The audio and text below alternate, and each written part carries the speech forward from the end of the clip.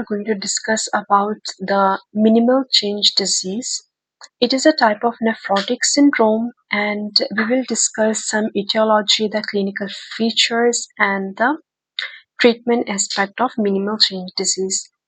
Formerly, the minimal change disease was also known as the lipoid nephrosis because some of the histological examination revealed that the PCT, the proximal convoluted tubule cells, were deposited with the lipids. That's why it was called as the minimal change disease or lipoid nephrosis.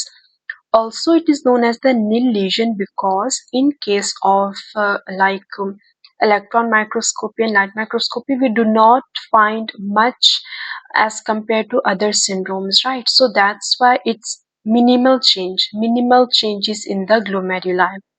What is etiology of such disease?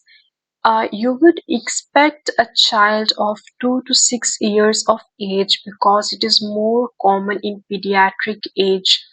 The most common cause for the minimal change disease is idiopathic. We don't exactly know the cause. Okay. And infection, immunization, immune stimuli. It means that if a child has undergone an infection recently, or a recent immunization like vaccine or immune stimuli can trigger the minimal change disease to happen. The other cause may include non-steroidal anti-inflammatory drugs, Hodgkin lymphoma. Hodgkin lymphoma is one of the most important etiology we need to remember in case of minimal change, right? Hodgkin lymphoma release cytokines and chemokines and lymphokines.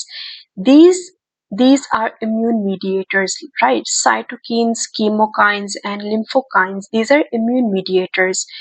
The activation of T cells basically release the cytokines, and these cytokines will damage the podocytes. And when podocytes are damaged, then the proteinuria and lipiduria will start to begin, and that's exactly what nephrotic syndrome is, right? And nephrotic syndrome is podocytopathy. It's not the GBM damage, it's podocyte damage, right? So clinical features are same as nephrotic syndrome. First, we can see the edema. Edema is because there is low albumin, because there is selective proteinuria in the urine, the albumin is lost. So there will be low oncotic pressure. Low oncotic pressure will start to release the fluid from the bloodstream into the tissue space, and that's why edema will happen. In the beginning of the day, the edema will only specific to the eyes, periorbital edema, then the vulvar edema and scrotal edema in the mid of the day, that is genital edema. And at the end of the day, we will start to feel the pedal edema. Okay, if a child is suddenly gaining the weight or the child has difficulty in breathing, that's what we can suggestive of the nephrotic syndrome, that more specifically minimal change disease. There will be pleural effusion bilaterally because minimal change disease will affect both of the lungs. Edema will affect both of the lungs, not unilaterally but bilaterally. That's why there will be difficulty in the breathing. As well as abdominal distension means that there will be accumulation of fluid in the abdominal cavity that we call as ascites. Workup for such patients, first of all, we need to check for kidney function test, and not surprisingly, but kidney function test would be normal because it's a minimal change nephropathy, minimal change disease. That's why kidney function test would be normal. Blood urea nitrogen would be normal. Creatinine would be normal. But 24-hour urine, when we start to collect the 24-hour urine, obviously, in this condition, it is a nephrotic syndrome, so there will be more than 3.5 grams per 24-hour of the urine specimen or sample, right? There will be nephrotic range proteinuria. Nevertheless, it's a minimal change disease, but it's still a nephrotic syndrome, right? So there will be proteinuria, nephrotic range. Urine protein electrophoresis, we can check the urine protein electrophoresis, and in this condition we can have selective proteinuria. In urine protein electrophoresis we can see there is albumin loss, specifically albumin, because albumin is just the size of the filtration barrier. Okay, so that's why albumin is going to be lost. There will be selective proteinuria. What about the complement protein C3 levels? C3 levels will be normal or maybe slightly bit elevated, but it's not like so much elevation, right? So C3 is normal because this podocytopathy that we are talking about in minimal change disease is mediated by the T cell activation. It is not mediated by the complement cell activation, complement protein activation.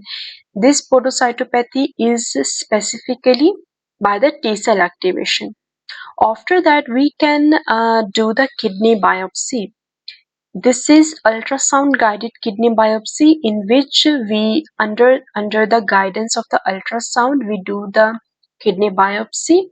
We can just locate the specific site at which from which the biopsy sample is to be taken, right? So in light microscopy we will see nothing. It would be normal because it's a minimal change disease, but a specific thing that we can find in light microscopy is IgM deposits, immunoglobulin M deposits, right? And in electron microscope there is podocyte effacement, or we can see the diffusion of podocyte foot processes.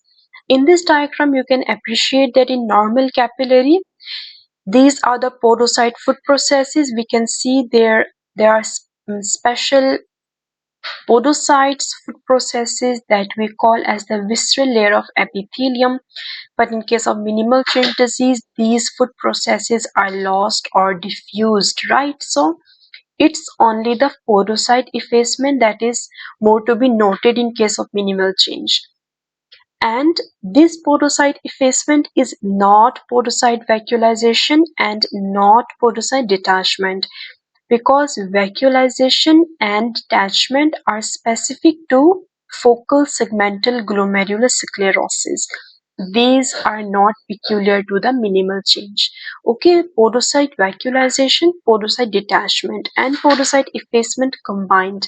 These are specific to FSGS, but when the statement only says that podocyte effacement, then you can suggestive of minimal change disease. What is the treatment aspect for the minimal change disease? It's the steroid therapy. We can give steroids for consecutive 8 weeks, right?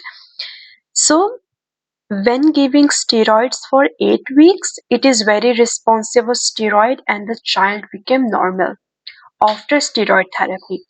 But we cannot withdraw the steroid during this period because steroid contain cortisol. Steroid contain cortisol, and suddenly withdrawal of the steroid can lead to a condition known as Addisonian crisis. Addisonian crisis. And what is Addisonian crisis? It is severe adrenal insufficiency because steroid contained cortisol, and when we suddenly withdraw the steroids it leads to Addisonian crisis. So steroids should not be withdrawn suddenly, but we should complete the 8-week therapy, then we can just slowly withdraw the steroid. For the edema we can give diuretics like thiazide diuretics or loop diuretics, or we can give spironolactone, right? We can give spironolactone as well. This nephrotic syndrome is steroid responsive nephrotic syndrome. It's to be remembered because other nephrotic syndrome may be steroid resistant or may be steroid responsive. We don't know, but this condition is very specific because it's steroid responsive nephrotic syndrome. Right? So we have discussed about minimal change disease, liponephrosis or nil lesion disease. In case of pediatric age, it is most common. I am not saying that it cannot happen in other age group period, like for example in adolescents or in elderly people, but more commonly speaking, it is more common in pediatrics. So that this was for today, and I will see in the next video talking about the membranous glomerulus.